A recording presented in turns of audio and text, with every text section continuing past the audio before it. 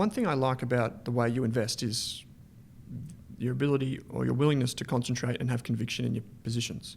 I believe that the fewer decisions we can make tend to lead to higher quality decisions. And one thing that I often see fund managers get wrong is the sell decision, when to sell. It's almost harder, I would say, than the buy decision. How do you think about that? What are the indicators you use to, say, monitor the economic moat, if you like, of a business, or is it a pure valuation decision?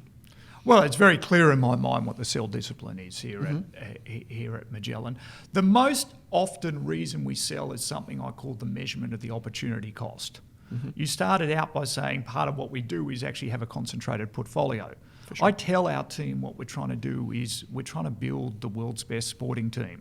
I actually have two different sets of players. I invest in a very, very defensive portfolio, things that will be very resilient if the economy's turned down, and then a probably more cyclical growth portfolio.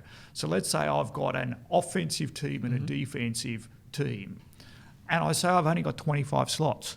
So I have to keep optimising. And when the analysts come up or our research comes up and finds me a great new growth business or something, and I'm going, well, I'd love to buy it. And I go, well, the team's full.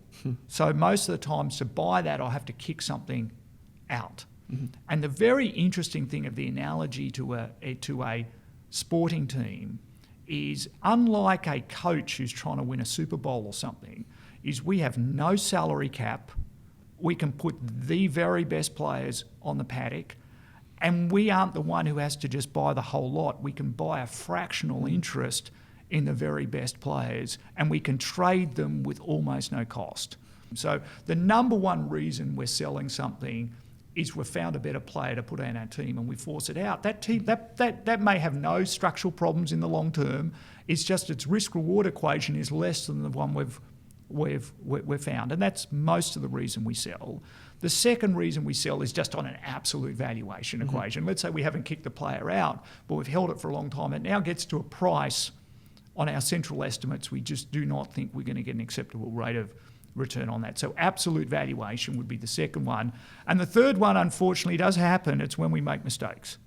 And it's inevitable in this business that you're going to make investment mistakes. You have to deal with those mistakes. You know, wishing for your money back is not a good way of doing it. Doubling down and catching a falling sword is not a good way to deal with a mistake. I think we tend to be very brutal when we make a mistake. We tend to take ownership of it very quickly. We tend to be very public, internally and externally admitting what our mistakes, and then we tend to deal with it. And you know, outside the Tesco situation, which I held and then sold, and back to turnaround, and as Buffett says, turnarounds seldom turn.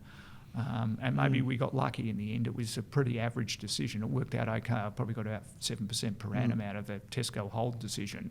But most times when we make a mistake, we deal with it and we sell it.